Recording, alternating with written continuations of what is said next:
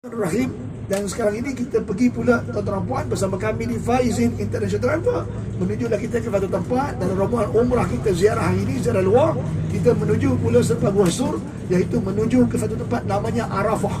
Namanya Arafah. Baik, Arafah ini satu nama yang hebat. Sampaikan manusia pun bernama perempuan, kadang-kadang ayahnya namakan dia, nama dia Arafah. Dan kadang-kadang bila lihat pula Arafah ni cantik orangnya. Sebab itulah Arafah ini hebat daripada perkataan yang hebat, iaitu daripada bahasa Arab, daripada Kamul Lisanul Mu'jam Lisanul Arabi, iaitu daripada perkataan Arafah ya'rifu arfan fa huwa arifun. Jadi Arafah ni maksudnya dia telah tahu. Telah tahu. Ya'rifu sedang tahu, dan arfan pengetahuan. Sebab itu Arafah ni satu pengetahuan, satu ilmu. Baik. Jadi apakah nikmat di sebalik Arafah selepas kita pergi ke Ghuasur? Jadi marilah kita meneruskan majlis ilmu kita hari ini dalam ziarah luar bersama Faizin. Jadi Arafah ni banyak riwayat-riwayatnya.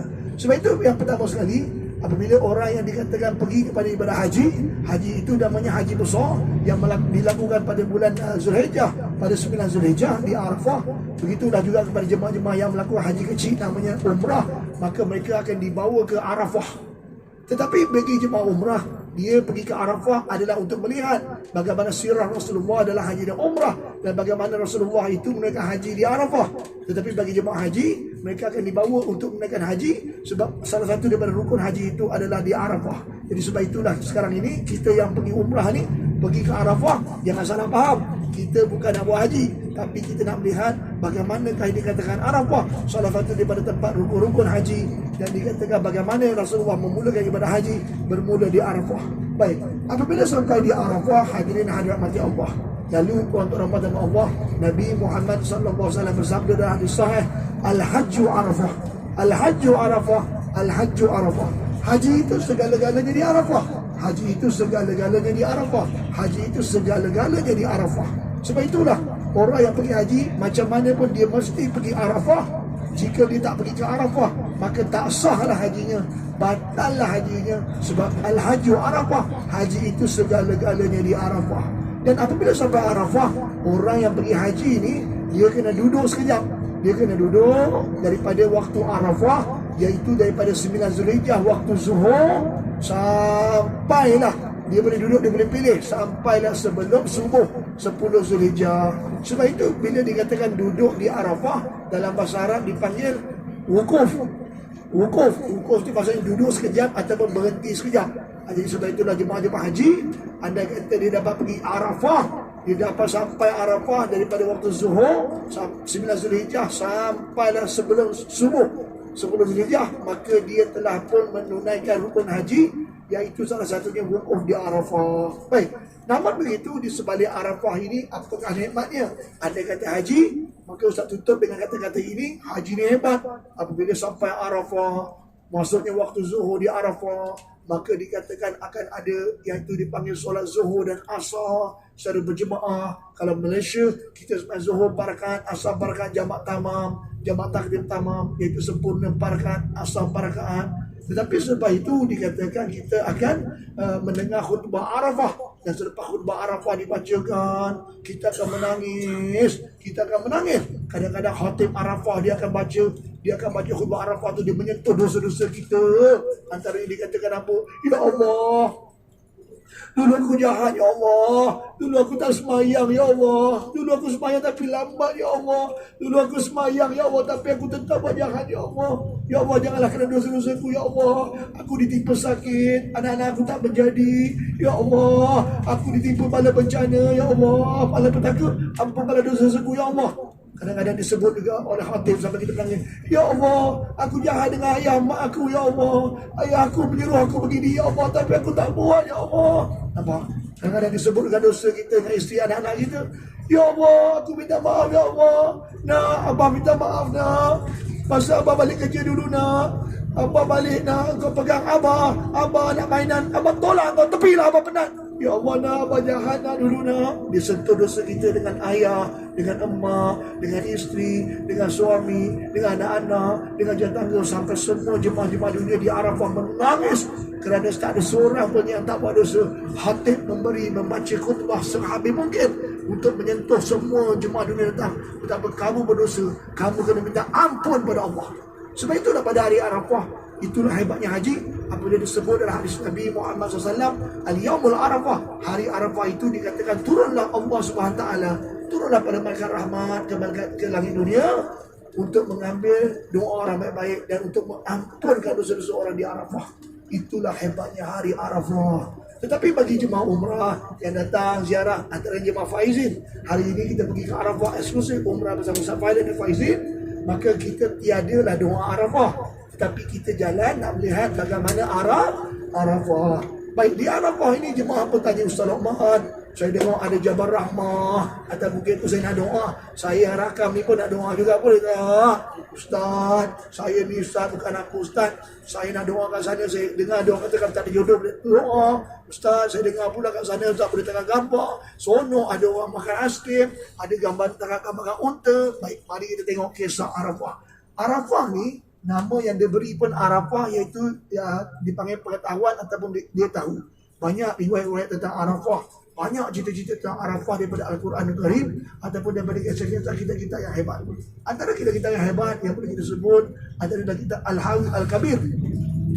Dalam kitab hebat antara dipanggil Tarikh Makkah Mukarramah yang disebut oleh Dr. Syamsuddin dan sebagainya, maka menceritakan tentang bagaimana Arafah ini namanya diberi Arafah. Di antara riwayat-riwayat mengatakan Arafah ni banyak cerita dia. Antaranya kisah bagaimana kisah Nabi Ibrahim AS dengan Malaikat Jibril. Ketika mana dikatakan Allah SWT memerintahkan Malaikat Jibril turun ke langit dunia untuk bersama dengan Nabi Ibrahim AS, maka dikatakan untuk menunaikan ibadah haji. Sebab itu haji itu juga bermula disyaratkan pada zaman Nabi Ibrahim AS. Ketika mana Nabi Ibrahim dan Malaikat Jibril sampai di Arafah, maka dikatakan Malaikat Jibril telah memberitahu pada Nabi Ibrahim bahwasanya inilah dikatakan Arafah. Maka sebab itulah Nabi Ibrahim AS telah menjawab, Araftu. Kerana Nabi Ibrahim telah menjawab Araftu tu maksudnya apa? Aku dah tahu dah. Kalau bahasa kita, aku dah tahu dah. Wahai Ibrahim, inilah Arafah, tempat bermulanya haji. Maka sebab itulah dikatakan Nabi Ibrahim jawab Araftu. Aku dah tahu ni. Maksudnya Nabi Ibrahim sebelum ini pernah sampai di sini. Sebab itulah Nabi Ibrahim apabila mendengar Malaikat Jibril mengatakan inilah Arafah, permulaan haji yang Allah perintahkan aku untuk bersamamu menunaikan ibadah haji, maka sebab itulah kata Nabi Ibrahim, Araftu, aku dah tahu. Sebab itulah bila sebut Araftu maksudnya aku telah tahu. Maka kalau dipendekkan Araftu Arafah. Nampak tak? Araftu Arafah. Sebab itu namanya Arafah. Juga terdapat dalam riwayat kedua dalam kitab Al-Hawi Al-Kabir, maka disebut dalam pengarang kitab antaranya bagaimana dikatakan disyariatkan haji pada zaman Nabi Ibrahim AS. Maka apabila dikatakan Nabi Ibrahim AS bersama dengan Malaikat Jibril sampai di Arafah, maka ketika itulah dikatakan apabila Nabi Ibrahim dimaklumkan oleh Malaikat Jibril tentang perjalanan haji bermula di Arafah, maka dikatakan kedua bagaimana mula Arafah, maka dikatakan Nabi Ibrahim menyebut martain 2 kali. Araftu, aku dah tahu dah. Sebab itulah bila Nabi Ibrahim sebut 2 kali, takkid ni mana kuat, mengatakan inilah Arafah. Sebab itulah antara inilah disebut namanya Arafah. Baik, nama begitu ada banyak lagi. Mungkin pas boleh berhenti, kita boleh tengok lagi bagaimana ke Arafah. Tengok tuan-tuan nampak tak? Kapal kuning itu, the border, nampak tak? Sepadan Arafah. Jadi tuan-tuan nampak tak? Arafah start hill. Maknanya Arafah start hill itu apa? Bidayatul Arafah. Bermulanya kawasan Arafah. Bila lepas warna kuning itu, tengok eksklusif sebelah kiri. Tengok belah kuning tu. Tengok kamera, tengok. Itu dah kalau kita lepas yang kuning tu, lepas kuning tu Arafah. Jadi kalau siapa duduk sebelum kuning, dia tak dapat haji. Siapa yang duduk lepas kuning tu, nampak tak sebelah kiri, dia dapat haji pada 9 Zulhijjah lepas Zuhur. Jadi sebab itulah kita akan menggunakan haji di sini. Sebab itu kalau kita di tabung haji pun, pergi haji pun, kita dedahkan jemaah haji. Sebab itulah Nabi Ibrahim AS didedahkan oleh Malaikat Jibril AS. Inilah Arafah. Kalau kita pula manusia pegawai haji, wahai jemaah haji Malaysia, inilah Arafah.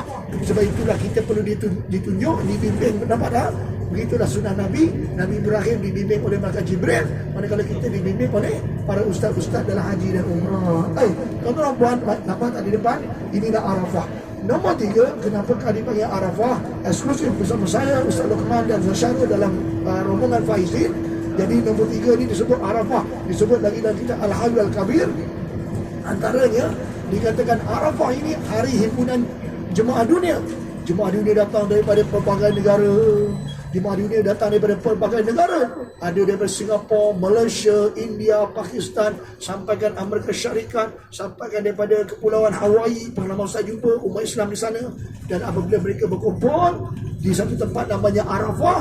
Arafah ni iaitu pusatnya iaitu di Jabal Rahmah. Maka dikatakanlah hadirin rahmati Allah, bila berkumpul, orang Malaysia kena Indonesia, orang Indonesia kena Brunei, Brunei kena UK, London. Sebab itu dalam bahasa Arab, bila berkenalan, bila mengetahui antara satu sama lain, iaitu dalam bahasa Arab dipanggil Arafah. Arafah itu apa? Mengetahui antara satu sama lain. Sebab itu nama ketiga juga dipanggil Arafah. Sebab dikatakan jemaah dunia mengenali antara satu sama lain. Kita kenal jemaah ni, kita kenal jemaah ini. Subhanallah, itulah perkataan Arafah. Tetapi ada lagi riwayat lain lagi.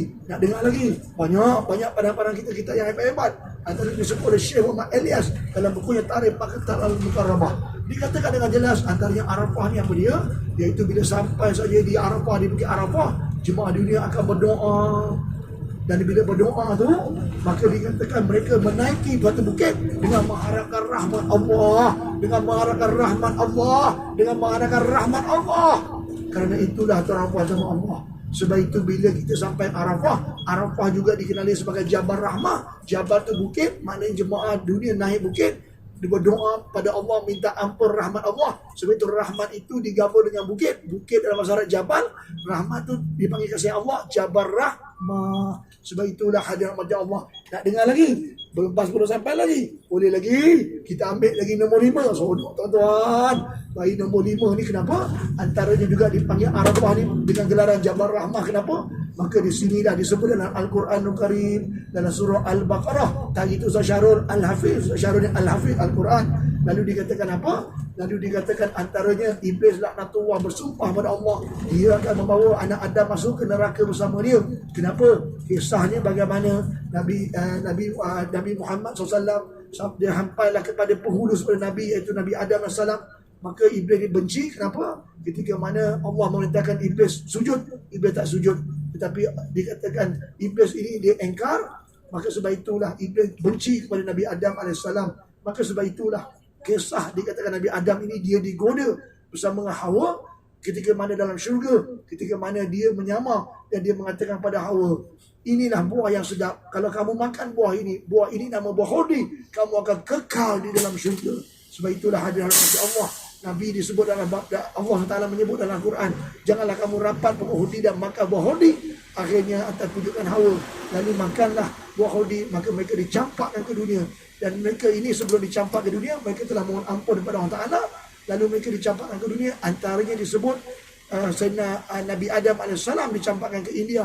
Lalu disebut Hawa dicampakkan ke Jeddah. Lalu dalam keadaan mereka terpisah di dunia ini daripada syurga, maka mereka berdoa antaranya Nabi Adam AS, ya Allah, pertemukanlah aku kembali dengan kasih sayang dengan isteriku Hawa, ya Allah, ya Allah. Mereka berdoa agar dipertemukan kembali. Mereka berdoa agar dipertemukan kembali. Tuhan yang merakam, Tuhan terhormat di belakang saya ramai ini. Mereka berdoa yang tak ada jodoh, ya Allah, pertemukanlah aku dengan jodoh. Pertemukanlah aku. Dan akhirnya tuan-tuan, ketika Nabi Adam berdoa, akhirnya doa Nabi Adam diperkenankan oleh Allah. Itu ceritalah orang doa ke Jabal Rahmah tu. Ketika mana Nabi Adam berdoa minta pada Allah, dikatakan Nabi Adam ni kaki dia panjang tuan-tuan. Nanti kalau kita pergi Jeddah, anda kata bah kita lalu tak Syarul kan, kita akan tunjukkan bagaimana makam Sayyidina Hawa panjang. Maknanya dia langkah tu mestilah besar. Langkah besar tu patutlah sampai ke sini dengan cepat. Sebab itulah apabila doa mereka ini dikabulkan oleh Allah, dikatakan Nabi Adam berjalan sampailah bertemu Hawa. Di sinilah tempatnya, iaitu setengah riwayat mengatakan di kaki bukit Jabal Rahmah. Setengah mengatakan pula kerana kaki Nabi Adam yang tinggi, dia berdoa, dia bertemu Hawa. Sebab bila dia memang kepalanya, batasannya memang hampir kepada puncak bukit Jabal Rahmah. Sebab itulah ada orang berdoa di kaki bukit, ada orang berdoa di atas bukit. Sebab itulah tuan-tuan Allah dipanggil rahmah tu juga yang kelima. Kerana rahmat Allah bertemulah kembali antara Nabi Adam dan Siti Hawa. Sebab itulah hari ini jemaah dunia pun berdoa. Tapi sebenarnya tuan-tuan Allah, doa ni berdoalah di mana-mana. Cuma jemaah dunia doa di sini kerana nak ambil fazilat kisah bagaimana Nabi Adam berdoa, di samping Rasulullah SAW berdoa di sini ketika wukuf di Arafah. Jadi berdoalah di mana-mana. Yang penting dalam firman Allah hadis Nabi, adapun Allah ini menerima doa Apabila seorang itu berdoa, kita mana dia bersangka baik pada Allah, apa yang didoa disangka baik, maka doa itu Allah terima. Jadi doa lah doanya.